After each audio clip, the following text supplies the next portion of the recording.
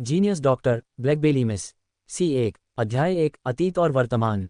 अंधेरे में लिपटे पहाड़ी विला को निगलते हुए पीली लपटें टिमटिमाती और नाचती थीं, साथ ही अनगिनत चीखें शांत घाटी में गूंजती थीं। एक 14 वर्षीय लड़की एक हाथ में आग की मशाल लिए इस दृश्य को घूर रही थी। प्रचंड लपटों ने सब कुछ अपनी चपेट में ले लिया और केवल जली हुई लकड़ी की चटचटाहट की आवाज ही रह गई। जल गया, सब जल गया। ये दुष्ट पिंजरा गायब हो गया है। आखिरकार पिछले 10 वर्षों से जल रही यह जेल अब आग के समुद्र में तब्दील हो गई है। हम कहाँ जा रहे हैं? एक कोमल आवाज ने धीरे से पूछा, जबकि लड़की के कंधे पर बैठी छोटी काली बिल्ली अपने पंजे चाटते हुए स्पष्ट आंखों से उसे गौर से देख रही थी। कहीं भी चलेगा, बशर्ते ये यहाँ से बाहर हो। लड़की ने अपनी उत्कृष्ट कृति पर एक आखिरी नजर डाली, मुड़ी और पहाड़ों की ओर चल दी। टूटी हुई जंजीरों की आवाज उसके पतले टखनों को जकड़ रही थी और वह बिना किसी भावना के ऊबड़ खाबड़ जंगल के रास्ते पर आगे बढ़ रही थी। जैसे ही वह मुड़ी, आग की लपटों में लिपटा एक शरीर अराजकता के बीच से बाहर निकला। उसकी आंखों में पागलपन का भाव था, जो अंधेरे में पीछे के दृश्य को घूर रही थी। तभी एक कान फाड़ देने वाली चीख हवा में गूंजी। वूशी, वापस आओ, तुम यहाँ से कभी नहीं निकल पाओगी। तुम मेरी हो। 10 साल से अधिक की कड़ी मेहनत बेकार हो गई। लड़की शांत भाव से रुक गई और उसने पलट कर देखा कि आदमी आग की लपटों में घिरा हुआ है। उसने ठंडे स्वर में कहा, तुम मर रहे हो जबकि मैं अभी जीवित हूँ। वह आदमी पीड़ा में चिल्ला रहा था। जैसे ही उसने अपने सबसे बड़े दुर्स्वप्न पर आखिरी नजर डाली, उसने ठंडे स्वर में कहा, अलविदा दादाजी। लड़की के कंधे पर बैठी छोटी काली बिल्ली ने तिरस्कारपूर्ण उपहास किया और व्यंग्य किया, दादाजी। एक ऐसे व्यक्ति के लिए जो चिकित्सा का अध्ययन करने में जुनूनी था, एक पागल व्यक्ति जिसने अपनी पोती को गिनी पिग के रूप में इस्तेमाल करते हुए पहाड़ों की गहराई में बंद कर दिया, उसे उस मालिक का दादा होने का क्या अधिकार था? मालकिन, आपकी क्या योजना है? उस आवाज को अनदेखा करते हुए, जो धीरे धीरे आग की लपटों में घिरती जा रही थी, छोटी काली बिल्ली ने लड़की से पूछा। उसने अपने पतले हाथों को देखा और धीरे से उत्तर दिया, पशु चिकित्सा लाइसेंस के लिए परीक्षण करने के लिए। हाँ, उस बूढ़े आदमी को अगर पता चले कि तुम चिकित्सा क्षेत्र की अद्वितीय प्रतिभा वास्तव में पशु चिकित्सक बनना चाहती हो, तो उसे चैन नहीं मिलेगा। बिल्ली ने चिल्लाते हुए कहा और वह लड़की के कंधे पर पागलों की तरह हंस रही थी। उसे चैन से आराम नहीं मिलेगा। लड़की की आंखें झुकी हुई थीं और उसके होठों पर हल्की सी मुस्कान आ गई थी। 1 साल बाद वह सिटी ए में बस गईं और पशु चिकित्सा लाइसेंस प्राप्त कर पशुओं के इलाज के रास्ते पर चल पड़ीं। ... जीवन बहुत अप्रत्याशित है। अभी कुछ देर पहले ही वह ऑपरेशन रूम में सर्जरी कर रही थी, लेकिन अचानक विस्फोट हुआ और वह अंधेरे में गिर गई। जब वह हिली तो तेज बारिश होने लगी। उसने खुद को कुछ चट्टानों पर लेटा हुआ पाया और वर्तमान स्थिति का शांत भाव से आकलन करने लगी।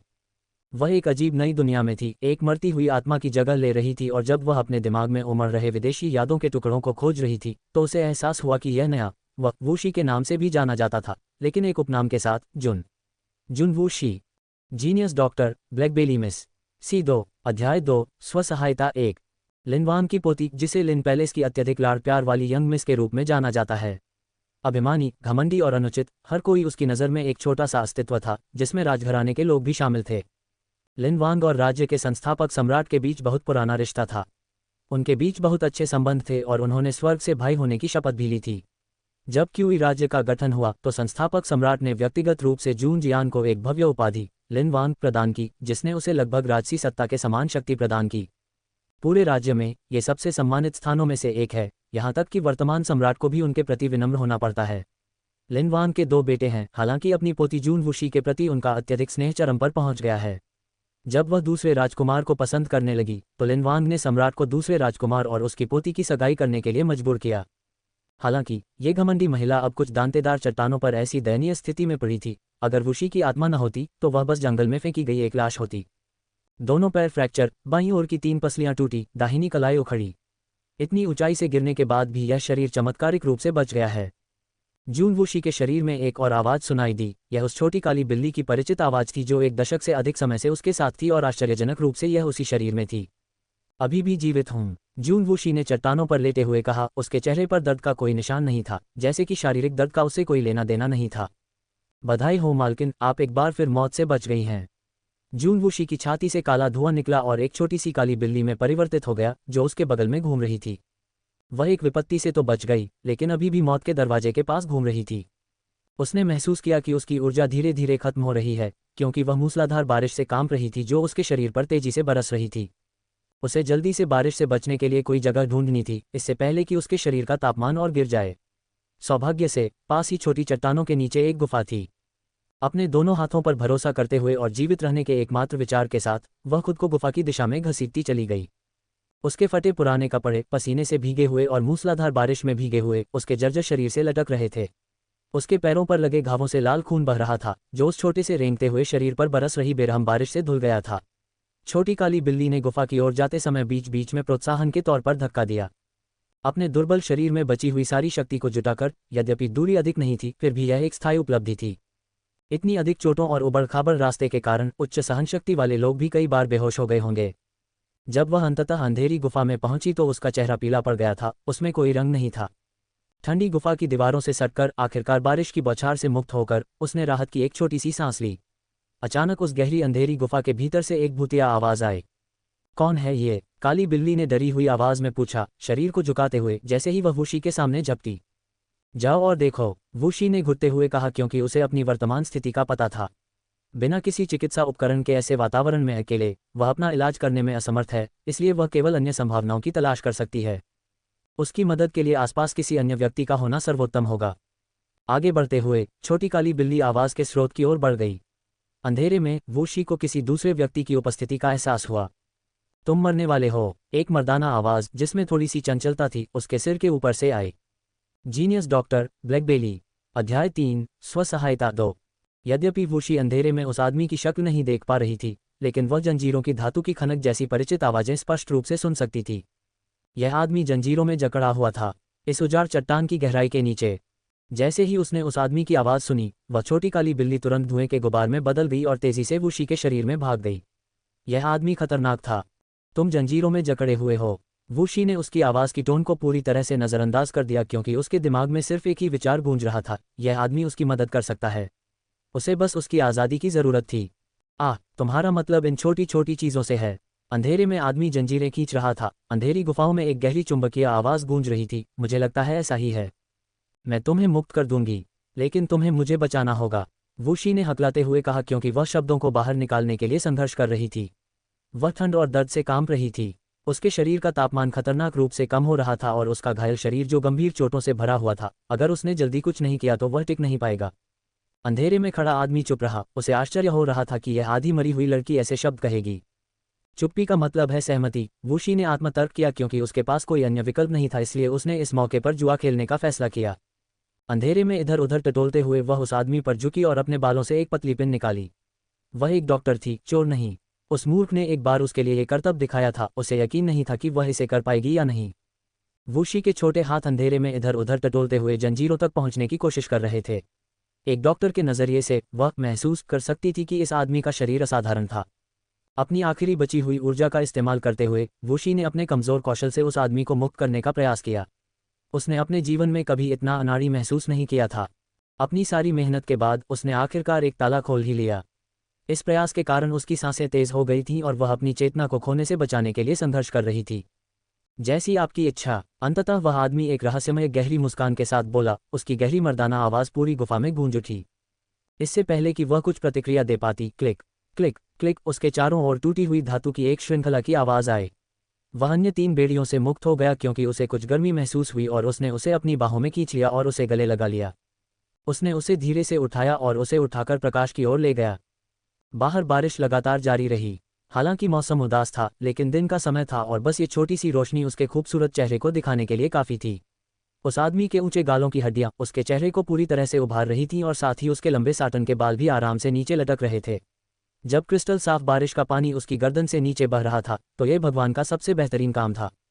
वह आदमी आसमान की ओर देख रहा था। जब उसने उसकी ओर देखा, उसने अपना सिर थोड़ा झुका लिया। बैंगनी आंखें थोड़ी सिकुड़ गईं, उसके होठों पर मुस्कुराहट फैल गई। वूशी ने बिना किसी भाव के उन बैंगनी आंखों की जोड़ी में उदासीनता से देखा। बारिश उसके पीले गालों पर गिर रही थी और वह शांति से उसे देख रही थी। उसने अपनी भौं को थोड़ा ऊपर उठाया। उसका असामान्य रूप से शांत व्यवहार एक ताज़ा प्रतिक्रिया थी। ये पहली बार है जब किसी ने उसकी आंखें देखकर चीखना या घबराना नहीं चाहा। क्या तुम्हें डर नहीं लगता? उसने अपनी गहरी कर्कश आवाज में पूछा। मैं मरने वाली हूं, वूशी ने उसे तथ्यात्मक रूप से याद दिलाया। उसकी गहरी आंखें बैंगनी आंखों की जोड़ी में गहराई से देख रही थीं, बिना किसी हताशा या डर के, बल्कि एक स्पष्ट नज़र से, जैसे कि वह जिस मौत के बारे में बात कर रही थी वह उसकी अपनी नहीं थी। Genius doctor Blackbelly miss C4 अध्याय 4 लिन पैलेस 1।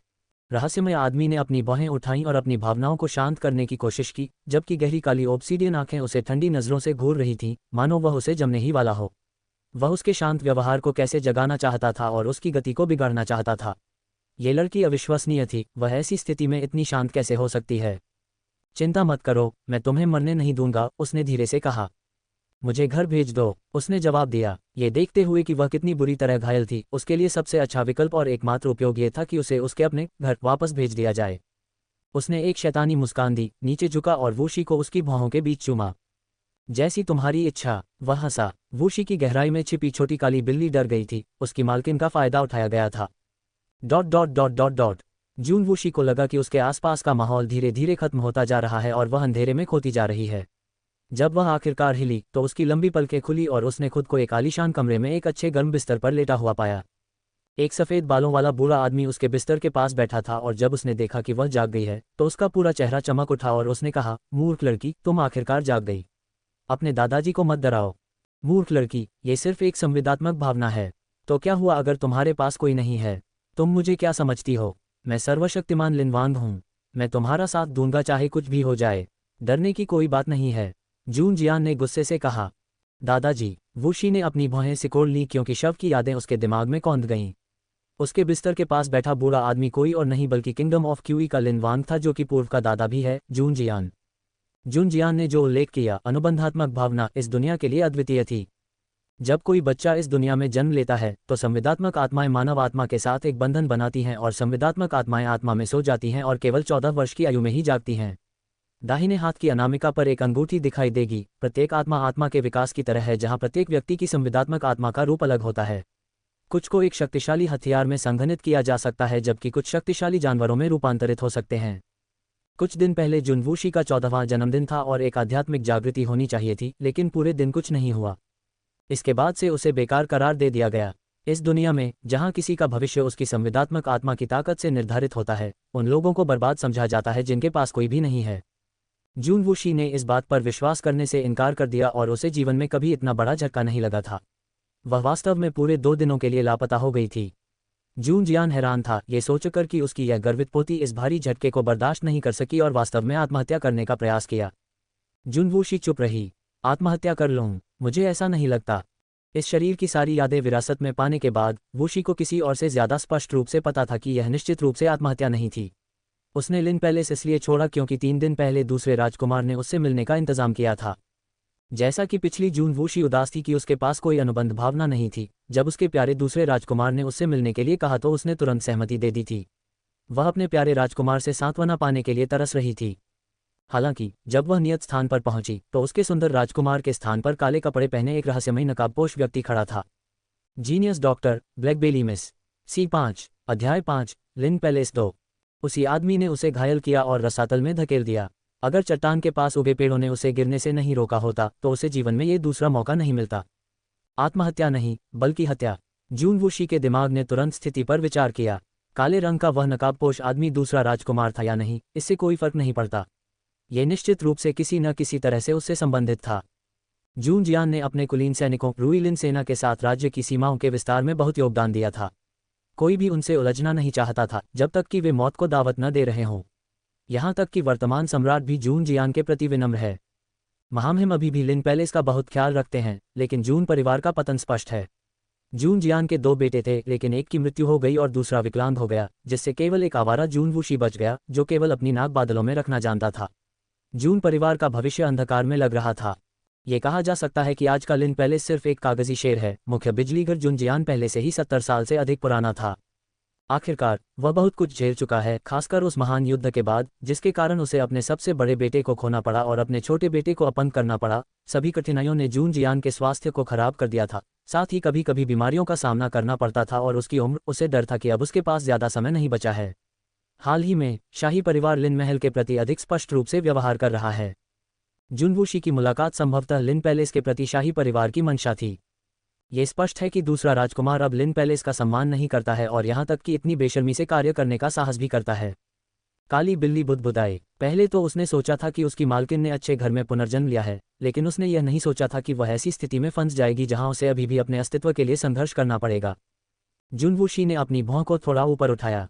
छोटी काली बिल्ली तुरंत एक गेंद की तरह सिमट गई और अपने सिर को अपने रोएंदार पंजों के बीच दबा लिया। ये देखकर कि उसकी पोती चुप थी, शायद अभी भी डरी हुई थी, जून जियान ने और ज्यादा शिकायत नहीं की। उसने प्यार से वुशी को देखा और कहा, कोई बात नहीं, जब तक तुम वापस आ जाओ अच्छे से आराम करो, अगर तुम्हें कुछ चाहिए तो अपने भाई को बुला लेना। भाई, जून वुशी ने यादों में खोज की लेकिन उसे कोई भाई नहीं मिला। जून जियान के केवल 2 बेटे थे, सबसे बड़ा बेटा उसका पिता था, जबकि उसकी मां जून वुशी को जन्म देने के तुरंत बाद मर गई थी। उस दुर्भाग्यपूर्ण युद्ध में उसने खूनी युद्ध के मैदान में अपने पिता को खो दिया था और उसका चाचा गंभीर रूप से घायल हो गया था और अपंग हो गया था। वू याओ, अंदर आओ और अपनी बहन का ख्याल रखो, मैं थोड़ी देर के लिए बाहर जा रहा हूँ। जून जियान ने पुकारा। दरवाजा खोला गया तो एक लंबे आदमी का आकार दिखाई दिया। उसने आश्चर्य से अपने भाई की ओर देखा। भगवान की सबसे उत्तम कृति जैसा अति सुंदर चेहरा, रात की तरह काली चुंबकीय आंखें। हाँ, आदमी मुस्कुराया। जून जियान ने संतोष के साथ सिर हिलाया। उसने बार बार वुशी को आराम करने के लिए कहा, इससे पहले कि वह भाई बहन की इस जोड़ी को अकेला छोड़ दे। कमरे के एक छोर पर जुन वुशी खड़ी थी और दूसरी ओर चमकदार वू याओ खड़ी थी। अगले ही पल वुशी के शरीर के पास से एक काली छाया गुजरी और वुशी के सामने एक छोटी सी काली बिल्ली खड़ी थी जो बिस्तर के पास खड़ी होकर उसकी रक्षा कर रही थी। उसका छोटा सा मुंह थोड़ा मुड़ा हुआ था और उसके तीखे दांत दिख रहे थे। वह फुफकार रही थी। जून वू याओ ने लापरवाही से उस छोटे से फुफकारते हुए व्यक्ति को देखा, जबकि वह इत्मीनान से चला गया और धीरे से कुर्सी को बाहर खींच लिया। जैसे ही वह कुर्सी पर बैठ गया और अपने पैरों को पार कर लिया, उसकी निगाह आखिरकार जून वुशी पर पड़ी। Genius doctor Blackbelly miss C6 अध्याय 6 लिन पैलेस 3। जून वुशी ने उस आकर्षक आदमी को शांति से देखा जो एक खतरनाक आभा बिखेर रहा था, वह आदमी जो उसका भाई होने का दावा करता था। लिन पैलेस के पारिवारिक रजिस्ट्रार में कभी भी जून वू याओ नहीं था। कुर्सी पर बैठा वह आदमी वही आदमी था जिसे उसने उस दिन गुफा से बचाया था, लेकिन एकमात्र अंतर यह था कि गहरी बैंगनी आंखों की जोड़ी अब ऑब्सीडियन की तरह काली हो गई थी। तुमने क्या किया? उसने ठंडे चेहरे से पूछा और उसकी आंखों में खतरनाक तरीके से देखने लगी। जून वू याओ ने उसे एक आकस्मिक तिरछी नज़र से देखा, अपनी ठोड़ी को सहारा दिया, अपनी भौहों को थोड़ा ऊपर उठाया और अपने होठों को चिढ़ाने वाले अंदाज में ऊपर की ओर मोड़ा। जैसे ही उसने इस अभिमानी लड़की को घूर कर देखा, अपना आभार चुकाते हुए उसने उत्तर दिया, कोई ज़रूरत नहीं। उसने जवाब दिया, दुर्भाग्यवश ये चुनाव तुम्हारा नहीं है। उसने एक रहस्यमयी मुस्कान फेंकी। जून वुशी ने अपनी भौहें सिकोड़ लीं। यह आदमी खतरनाक है। उसने कौन सी तरकीब अपनाई कि महान लिन वांग भी उसे अपना पोता मान बैठे। तुमने मेरे लिन पैलेस के लोगों के साथ क्या किया? जून वू याओ ने उसे देखकर हल्के से मुस्कुराया और अपने हाथ ऊपर उठाकर अपनी उंगलियों के चारों ओर लिपटे एक छोटे बाल जैसे सांप को दिखाया। डरो मत, मैंने बस इन छोटी चीज़ों को उनके शरीर में जाने दिया और उनकी याददाश्त को कुछ समय के लिए थोड़ा बदल दिया। मैं यहाँ किसी को चोट नहीं पहुँचाऊंगा, तुम निश्चिंत रहो। छोटी काली बिल्ली पूरी तरह से हैरान रह गई। इस बार उसके मालिक ने किस तरह के राक्षस को बचाया। साथ ही उन काले बालों वाले सांप जैसे जीवों की सहज प्रवृत्ति बहुत सतर्क थी। उन्हें हल्के में नहीं लिया जा सकता था। वे मनुष्य के शरीर में प्रवेश कर सकते हैं और लोगों की याददाश्त भी बदल सकते हैं। क्या ये बिल्ली का बच्चा आपकी आत्मा है? उसने पूछा, जबकि वह काली बिल्ली के विभिन्न भावों का अध्ययन करते हुए उसे मनोरंजक ढंग से देख रहा था। इसका आपसे कोई लेना देना नहीं है, उसने व्यंग्यात्मक लहजे में कहा। मेरी प्यारी बहन, तुम मेरे प्रति इतनी उदासीन क्यों हो? वह हंसा।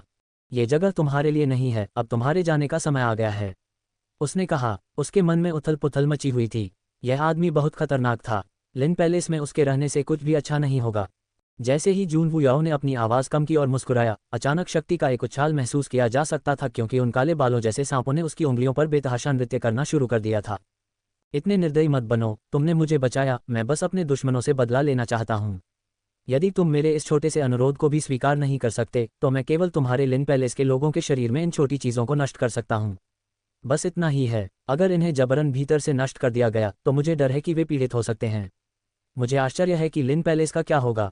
क्या तुम मुझे धमका रहे हो? जुन वुशी ने अपनी आंखें सिकोड़ लीं। नहीं, यह एक अनुरोध है, उसने अपने होठों को ऊपर की ओर मोड़ते हुए उत्तर दिया। अनुरोध? अगर वह सहमत नहीं हुई तो वह सबको मार देगा। इसे अनुरोध माना जाता है। इतना घबराओ मत, बस इतना है कि मेरे पास अस्थायी रूप से जाने के लिए कोई जगह नहीं है। जब समय आएगा तो मैं स्वाभाविक रूप से चला जाऊंगा। जाने से पहले मैं आपकी दयालुता का बदला भी चुकाना चाहूंगा। मैं आपको आश्वासन दे सकता हूं, मैं यहाँ किसी को चोट नहीं पहुंचाऊंगा। जुन वू याओ ने मुस्कुराते हुए कहा। क्या तुम जाते समय सबको मार नहीं डालोगे? उसने डरावनी आवाज में पूछा। मैं ऐसा नहीं करूंगा। जब जाने का समय आएगा तो मैं आपसे वादा करता हूं कि मैं किसी को नुकसान नहीं पहुंचाऊंगा, उसने धैर्यपूर्वक उत्तर दिया। ऐसा नहीं है कि मेरे पास कोई विकल्प है, उसने दांत पीसते हुए ठंडे स्वर में कहा। जुन वू याओ ने कंधे उचकाए। ये जानते हुए कि वह इस खतरनाक आदमी से फिलहाल छुटकारा नहीं पा सकती, उसने आराम करने के लिए अपनी आंखें बंद कर लीं और अब उस पर कोई ध्यान नहीं दिया। छोटी काली बिल्ली को भरोसा हो गया था कि फिलहाल उसके मालिक को कोई नुकसान नहीं होगा। उसने राहत की सांस ली और फुर्ती से बिस्तर पर कूद पड़ी और वूशी के तकिए के किनारे पर सिमट गई, लेकिन उसने अपनी सतर्कता बनाए रखी और उसकी चौकस आंखों ने एक बार भी कुर्सी पर बैठे आदमी को नहीं छोड़ा। यह आदमी बहुत खतरनाक है। यह अब तक का सबसे खतरनाक व्यक्ति है। Genius doctor Blackbelly miss C7 अध्याय 7 बिन बुलाए मेहमान 1। जुनवू याओ ने देखा कि वह पहले से ही बिस्तर पर वापस आ चुकी थी और उसे पता था कि उसने उसके इस अनुरोध को स्वीकार कर लिया है। किस्मत के किसी झटके से उसे अपनी आज़ादी वापस मिल गई थी। चूंकि स्वर्ग ने उसे आशीर्वाद दिया था, इसलिए वह निश्चित रूप से वह सब कुछ वापस पा लेगा जो उसने खो दिया था। इससे पहले कि वह अपना ये बदला ले, उसे अपनी ताकत को फिर से अपने चरम पर वापस लाने की ज़रूरत थी। रास्ते में इस दिलचस्प छोटी लड़की से मिलना शायद उसकी बोरियत दूर कर सकता था। वह उन दूसरे बोरिंग लोगों से अलग थी। यहाँ रहना मनोरंजक होगा। अगले कुछ दिनों में उसके कमरे में तरह तरह की दुर्लभ गोलियां और औषधियां भेजी जाने लगीं। साथ ही जून वूशी के इलाज के लिए देश के सभी बेहतरीन डॉक्टरों को बुलाया गया। यदि उसके पास विकल्प होता तो वह अपना इलाज स्वयं करती। उन सफ़ेद बालों वाले डॉक्टरों के इलाज को देखकर वूशी गुस्से से कांप उठी। वे सब ढोंगी थे। यदि वह होती तो ऐसी चोटों का इलाज आसानी से 10 दिनों के भीतर हो जाता, लेकिन इन डॉक्टरों के मुंह से यही निकला कि ठीक होने में 1 महीने से कम समय नहीं लगता। चूंकि उसकी चोटें इतनी गंभीर थीं कि वह स्वयं उनका इलाज नहीं कर सकती थी, इसलिए उसके पास पूरे महीने धैर्यपूर्वक सहन करने के अलावा कोई विकल्प नहीं था। इस दौरान उसके दादाजी उसकी हालत देखने के लिए हर रोज़ उससे मिलने आते थे। जुनवू याओ कभी कभार ही उससे मिलने आती थी। जब वह अंततः अपने आप चलने लायक हो गई तो जुनवू याओ दरवाजे पर प्रकट हुआ। तुम अंततः बहुत बेहतर लग रही हो, वह हंसते हुए बोला और दरवाजे के सहारे झुक गया और उसे एक शैतानी मुस्कान दी। मैं कपड़े बदलने जा रहा हूँ। जून वूशी ने भावशून्यता से उसकी ओर देखा। सभी के मन में एक ही अर्थ था, भागो। दुर्भाग्यवश किसी को संकेत समझ में नहीं आया। दूर जाने के बजाय वह वास्तव में जून वूशी के पास गया और अपने हाथ उठाकर उसे धीरे से ऊपर उठा लिया। छोटी काली बिल्ली का फर खड़ा हो गया। अपनी मालकिन को छोड़ दो जानवर, यह उसके दिमाग में चिल्लाया। बहन अभी पूरी तरह से ठीक नहीं हुई है, यह आपके लिए बहुत असुविधाजनक है। इस तरह की चीज़ों में भाई का आपकी मदद करना स्वाभाविक है।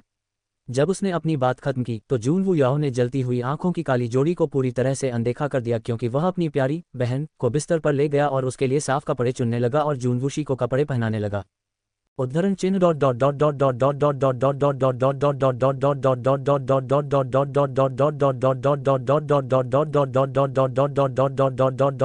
उद्धरण चिन्ह। जूनवूशी का दिमाग दुर्घटनाग्रस्त हो गया जब वह वहीं हक्की बक्की बैठी रही जबकि उसने उसके बाहरी वस्त्र उतार दिए।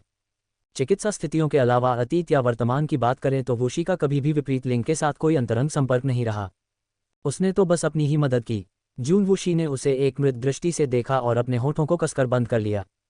इस स्थिति में सही व्यवहार करने वाला एकमात्र व्यक्ति छोटा काला फरबॉल था। उसके मालिक को इतना बड़ा फायदा उठाया जा रहा था और फिर भी उसके पास कोई प्रतिक्रिया नहीं थी। अब हैरान होने का समय नहीं है, उसे थप्पड़ मारो। जून वूशी बिना किसी प्रतिरोध के वहीं बैठी रही जब उसने उसके कपड़े बदले। उसके शांत व्यवहार ने उसे चौंका दिया और उसके कपड़े बदलने के बाद वह उसे चिढ़ाते हुए मुस्कुराया और उसे दरवाजे की ओर ले गया। हम कहाँ जा रहे हैं? वूशी ने आखिरकार घुटते हुए कहा। उसने बिल्ली को हाथ हिलाया और वह हवा में उछल गई और एक काली धुंध में बदल गई जो उसके पास वापस आ गई। हमारे पास एक मेहमान है, जुनवू याओ ने उसे एक चमकदार मुस्कान देते हुए जवाब दिया। Genius doctor Blackbelly miss C8 अध्याय 8 बिन बुलाए मेहमान 2। लिन पैलेस के भव्य हॉल में मेहमानों को चाय परोसी जा रही थी। सत्र की मेज़बानी 30 साल की उम्र के एक अच्छे दिखने वाले व्यक्ति ने की थी। उसने हल्के नीले रंग का लबादा पहना हुआ था, लेकिन वह व्हीलचेयर पर बैठा हुआ था। ये बहुत अफसोस की बात थी कि इतना अच्छा आदमी एक अपंग निकला। उसके दाहिनी ओर एक और आदमी बैठा था जो हल्के पीले रंग का रेशमी ब्रोकेट पहने हुए था। वह सुंदर था और उसमें अहंकार की झलक थी। उसके बगल में एक सुंदर सुंदरी सफ़ेद कपड़े पहने बैठी थी। कृपया थोड़ी देर प्रतीक्षा करें, दूसरे राजकुमार। वूशी पूरी तरह से ठीक नहीं हुई है, इसलिए उसे आने में कुछ समय लगेगा। व्हीलचेयर पर बैठे व्यक्ति ने विनम्रता से अपने मेहमानों को बताया। वह कोई और नहीं बल्कि जून जियान का सबसे छोटा बेटा जून किंग था। दूसरे राजकुमार मोजुवान फेई ने उदासीन भाव से सिर हिलाया। हालांकि वह जून वूशी का मंगेतर था, लेकिन इस पूरे समय के दौरान ये वास्तव में उसका पहली बार दौरा करने का समय था। और तो और वह एक और महिला को भी साथ लाया था। जून किंग का चेहरा स्वाभाविक रूप से अच्छा नहीं लग रहा था। जल्द ही जुनवू याओ हॉल में आया। मोशुवान फेई का उदासीन रवैया तुरंत गायब हो गया जब उसने अपना माथा सिकोड़ा। मोशुवान फेई को पूरे क्यूई साम्राज्य में सबसे अच्छे दिखने वाले पुरुषों में से एक कहा जा सकता है, लेकिन अब उनकी मंगेतर जुन वूशी को एक ऐसे व्यक्ति द्वारा ले जाया गया जो उनसे कहीं अधिक श्रेष्ठ था। वूशी अभी भी स्वस्थ हो रही थी, उसने अपना पहले जैसा गुलाबी चेहरा खो दिया था। अब उसका चेहरा थोड़ा पीला पड़ गया था, जिससे उसके चेहरे पर एक खिलते हुए सफ़ेद कमल जैसा भाव उभर रहा था। वह चुपचाप एक अजनबी आदमी की बाहों में लिपटी हुई थी। उसके पहले के दबंग रवैये की जगह अब एक नाजुक और आकर्षक व्यवहार ने ले ली थी। मौजुवान फेई को जून वूशी पसंद नहीं थी, ये पूरे राज्य में जानी मानी बात थी। उनकी शादी का वादा सिर्फ लिन वांग को नाराज करने के डर से किया गया था, क्योंकि उसका रुई लिन सेना पर पूरा नियंत्रण था। लेकिन इसका मतलब यह नहीं है कि मौजुवान फी अपनी मंगेतर को उसे व्यभिचारी बनाते हुए देखकर खुश था। और यह है? मौजुवान फेई ने गहरी भौहें सिकोड़ते हुए पूछा। ये जुन वू याओ है, वूशी का भाई, जुन किंग ने अवचेतन रूप से उत्तर दिया। क्या? मौजुवान फेई की अभिव्यक्ति सबसे खराब हो गई। लिन पैलेस की तीसरी पीढ़ी में केवल एक ही व्यक्ति था, ये जून वू याओ कहाँ से आया? क्या इसका मतलब यह है कि लिन वांग ने लंबे समय से शाही परिवार के खिलाफ सावधानी बरती थी और वास्तव में इस तरह के एक महत्वपूर्ण तथ्य को छुपाया था? मौजुवान फेई की आंखें थोड़ी सिकुड़ गईं।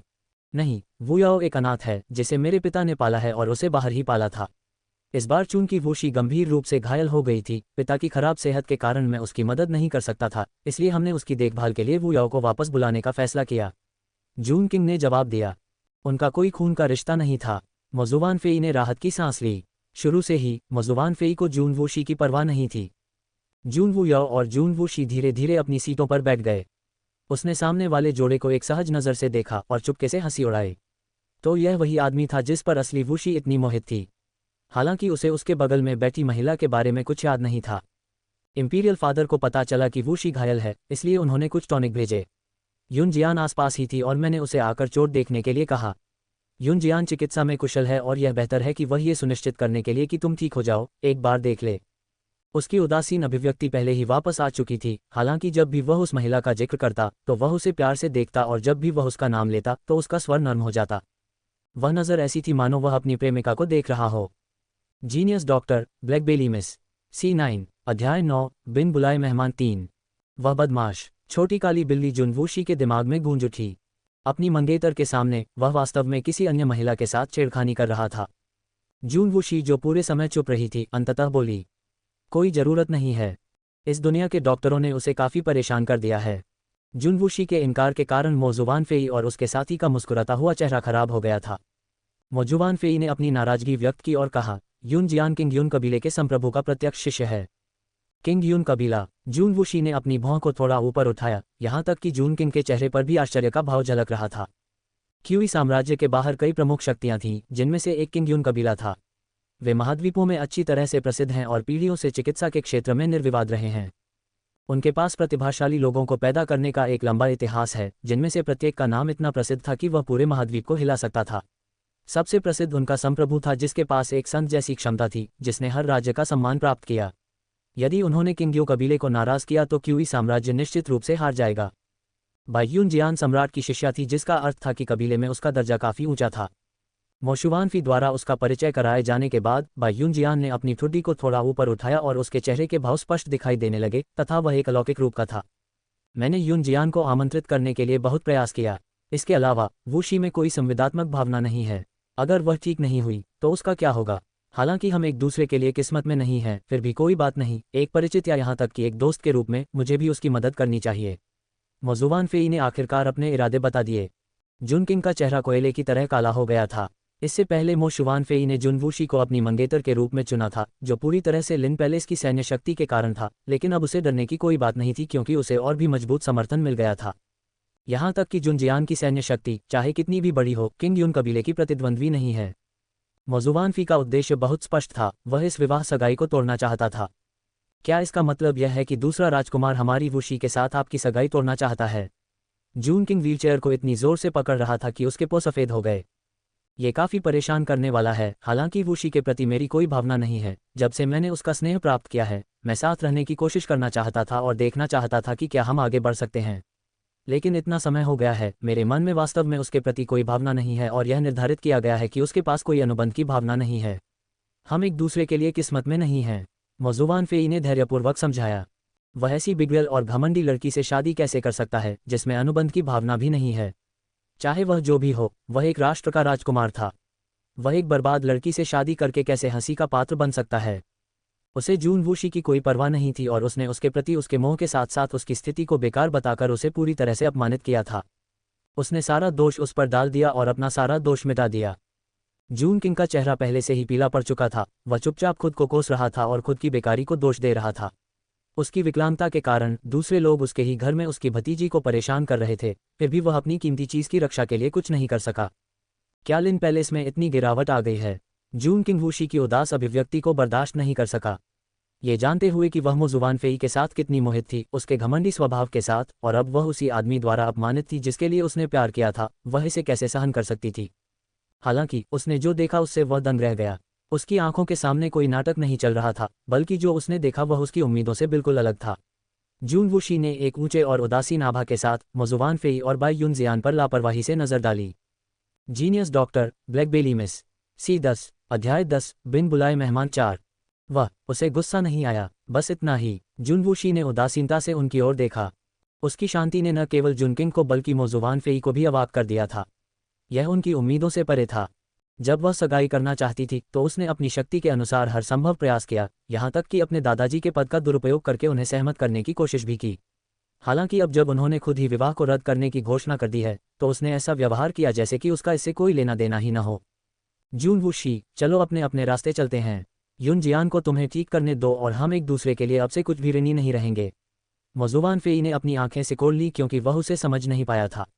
इस बार वह क्या योजना बना रही थी। जुनवूशी ने युनजियान पर एक नज़र डाली और उसे सिर से पैर तक ऐसे देखा जैसे किसी वस्तु का मूल्यांकन कर रही हो, और उसके होठों पर एक सौम्य मुस्कान आ गई। दुनिया बहुत बड़ी जगह है, तुम बाहर जाकर क्यों नहीं देखते? जुनवूशी ने चंचल लहजे में पूछा। क्या मतलब है तुम्हारा? मोजुवान फेई हैरान थी। जूनवू याओ ने बस हंसते हुए कहा, मुझे लगता है कि उसका मतलब था कि अब तुम्हारे भाग जाने का समय हो गया है। उसकी आंखों में थोड़ी सी आंसू थे। वह अपनी हंसी को रोकने की बहुत कोशिश कर रहा था क्योंकि उसने बहुत विनम्रतापूर्वक उन्हें उसका स्पष्टीकरण दिया। मोजुवान फेई का चेहरा तुरंत लाल हो गया। जूनवूशी, भले ही आप हमारी सगाई को रद्द करने के लिए सहमत न हो, आपको ऐसा करना ही होगा। शाही पिता ने पहले ही फतवा तैयार कर लिया है और कल पूरी दुनिया को इसकी घोषणा की जाएगी। बाई युनजियान, जो इस समय चुप थी, आखिरकार एक सौम्य और नर्म आवाज में बोली, मिस जून, मेरे गुरु ने एक बार कहा था कि सभी जीवन अंततः समाप्त हो जाएंगे। कुछ चीजें जबरदस्ती नहीं की जा सकती हैं। आपकी वर्तमान स्थिति में इस विवाह को आगे बढ़ाना आपके लिए बुद्धिमानी नहीं है। उसने अहंकार के साथ अपनी सलाह दी। संक्षेप में, बेशर्म मत बनो और मोजुवान फी से चिपके रहो। उसकी हिम्मत कैसे हुई? मालकिन, ये औरत आपको डांट रही है। छोटी काली बिल्ली इस व्यभिचारी जोड़े पर भड़क रही थी। मैं थक गई हूँ। जूनवूशी ने थकान का अतिशयोक्तिपूर्ण भाव दिखाया और जोड़े पर नजर डालने की भी जहमत नहीं उठाई, हालांकि वे सीधे उसकी नज़र में थे। उसने मुड़कर वू याओ की तरफ देखा। जूनवू याओ स्वाभाविक रूप से खड़ा हुआ, अपने हाथ फैलाए और वूशी के दुबले शरीर को अपनी बाहों में भर लिया और बिना पीछे देखे हॉल से बाहर चला गया। मोजुवान फेई का चेहरा हर पल बदसूरत होता जा रहा था। जूनवूशी ने पहले कभी उसे नज़रअंदाज नहीं किया था, लेकिन आज उसने उसके अस्तित्व को लगभग नज़रअंदाज कर दिया। पहले से ही देर हो रही है, प्यारे मेहमान, कृपया वापस आ जाओ। जून किंग ने ठंडे स्वर में कहा। अगर उनकी विशेष पहचान न होती तो वह उन्हें बहुत पहले ही बाहर निकाल देता। मोजुवान फेई कुछ कहने ही वाली थी कि बाई युनजियान असंतुष्टि के भाव के साथ उठ खड़ी हुई। उसने जो कुछ भी कहने वाला था उसे निगल लिया और जब वह बाहर निकल गई तो वह चुपचाप उसके पीछे पीछे चला गया। शांत हॉल में जून किंग का चेहरा चादर की तरह सफ़ेद था। लिन पैलेस को इस तरह के अपमान को सहन करने की आवश्यकता कब पड़ी? ये देखते हुए कि चीज़ें कैसे आगे बढ़ रही हैं, उसके बूढ़े पिता और रुई लिन सेना के लिए कोई